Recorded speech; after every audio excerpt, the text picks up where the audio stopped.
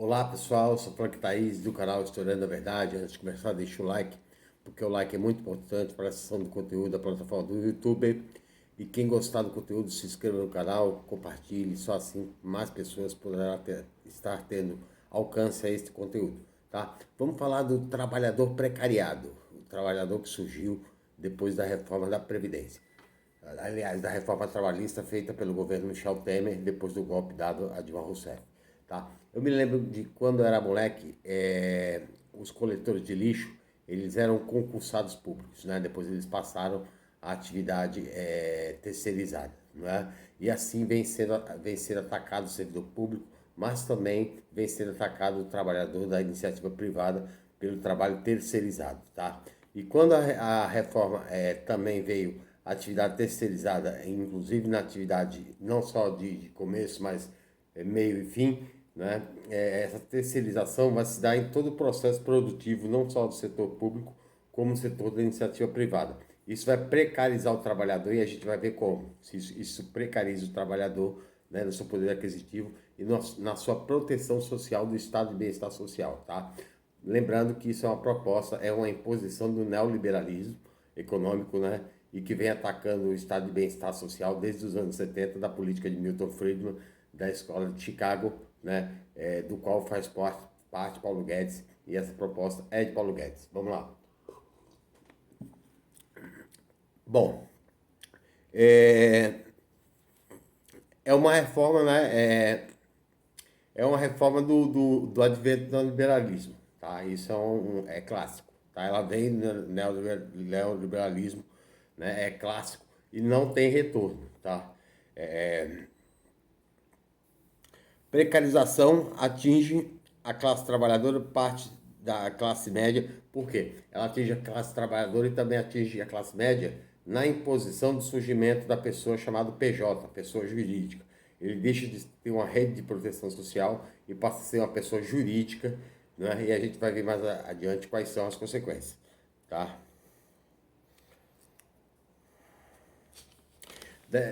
Da reforma trabalhista é que o trabalhador começa a ser mais explorado, tá? Ele vai passar a ser mais explorado porque ele passa a ser PJ, né? Ou trabalho terceirizado, que ele perde uma série de garantias e de direitos, tá? Então, o PJ ele veio para ficar, a pessoa jurídica veio para ficar, tá? Faz parte de uma reestruturação neoliberal. E o porquê, né? O PJ, o que é o PJ? Né? O PJ é uma pessoa jurídica. Você se torna uma pessoa empresa, né? E aí você vai ser contratado pelo empresário como uma pessoa empresa, então você não tem uma série de proteção social, como fundo de garantia, como INSS, como férias, como 13º, uma série de benefícios que você tinha antes quando era trabalho, o trabalho fordista, né? Você passa a ser um PJ, tá? E isso é ruim para o trabalho, por quê? Para o trabalhador. Ele ganha só porque ele trabalha, ele não tem repouso remunerado, né? Como já disse, férias, ele não tem absolutamente direito nenhum, 13º, ele não tem direito nenhum, tá? Ele só produz pelo que ele ganha. Se ele produzir, ele ganha. Se ele não produzir, ele não ganha. Se ele ficar doente, não é? Ele perde os dias que ele não foi trabalhar. Não é? Por quê? Porque ele é uma pessoa jurídica, ele não é pago. Né? E isso é bom para o empresário, porque ele desonera a folha de pagamento, né? E todos os tributos que eu falei, 13º, férias, fundo de garantia, né? PIS, COFINS, né? PASE, uma série de coisas. Ele vai se desonerar da folha de pagamento, né? E isso é prejudicial para quê? Para o sistema previdenciário brasileiro e também para o sistema estatal de investimentos públicos, tá? Por exemplo, lembrando que o FGTS ele é o principal tributo, né, pago pelo trabalhador e pelo empresário, né, ao Estado, depositado ao Estado. Esse FGTS é usado, por exemplo, para o financiamento da casa própria, né? Esse fundo de garantia ele vai desaparecendo aos poucos, tá? Tanto do empresário como do empregado, né? E o Estado vai perdendo esse fundo de investimento e até ele perder a capacidade de financiar o investimento, né? O impacto na Previdência é a mesma coisa, né? Porque se o empresário não paga, né, a Previdência Social, muito menos o PJ também não paga, né? Ele vai pagar particularmente uma previdência particular, a previdência vai perdendo financiamento, né? Até o momento que ela se torna, né, impagável, e aí entra a previdência privada.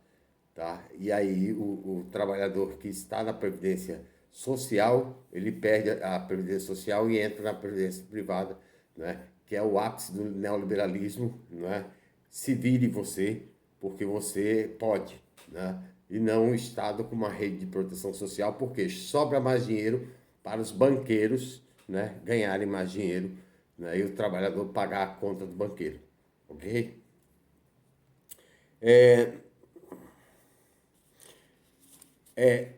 Houve um aumento gradativo, né, de 2017 a 2018, né, do aumento da informalização do trabalho.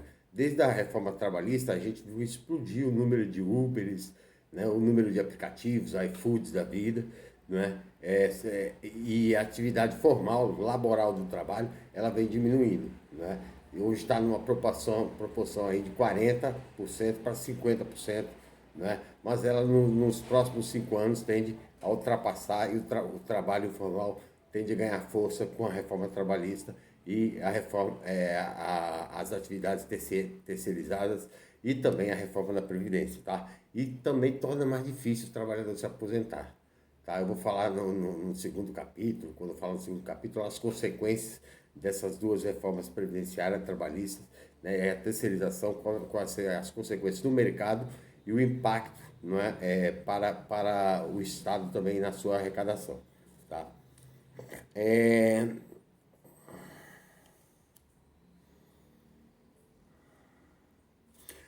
A plataformização, né, que é o trabalho de plataformas de aplicativo, né, pelo desemprego, ela vai atraindo, né, mais trabalhadores como o Uber, como o iFoods da vida, né, como o 99, esse tipo de trabalho intermitente e trabalho através de aplicativo. A princípio ele é lucrativo e atrai o trabalhador. Mas com a crise do desemprego gerada também pela reforma da CLT, as pessoas vão mais para essas plataformas e o empresário, né, como diz Marx, né,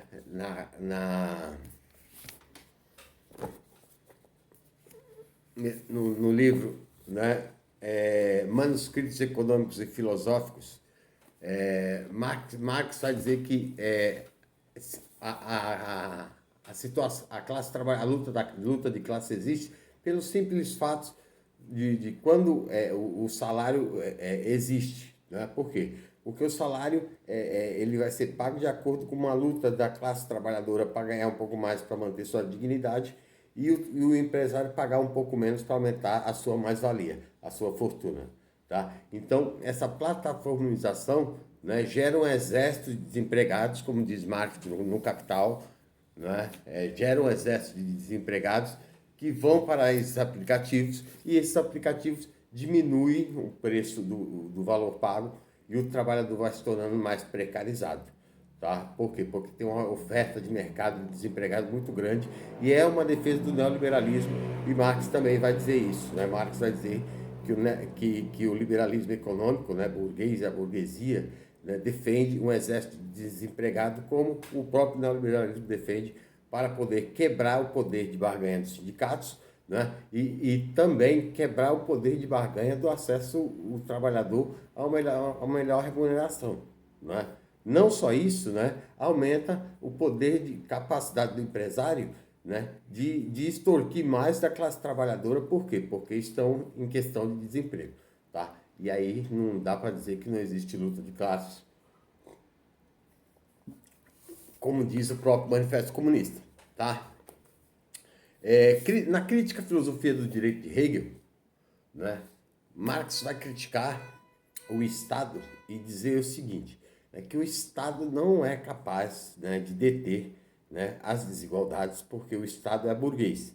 E a gente está vendo que o Estado que fez a reforma trabalhista, né, foi o Estado que fez a reforma da Previdência, foi o Estado que criou a atividade terceirizada no fim, né, no fim das atividades, né, que permite, através de aplicativos, se contratar professores, engenheiros, advogados e por aí vai. Né? Por que o Estado? Porque o Estado foi dado na mão da classe média de último nível, né, junto com a burguesia, né, através de um golpe de Estado, e o que permitiu esse achaque à classe trabalhadora. O Estado não tem condições, segundo Marx, né, de frear a exploração da classe trabalhadora, porque o Estado sempre é burguês. Né? Por isso que ele defende o fim do Estado e a criação das comunas como forma de destruir, né, o poder burguês, destruir a burguesia financeira que explora e se criar um estado, né, de bem-estar onde todos sejam remunerados de acordo com as suas necessidades. Tá? A luta de classes existe, então, se confirma conforme no Manifesto Comunista. A luta de classe ela se confirma, né? Por quê? Porque o neoliberalismo ele vem avançando seguidamente, né, nos direitos da classe trabalhadora, vem retirando direitos, vem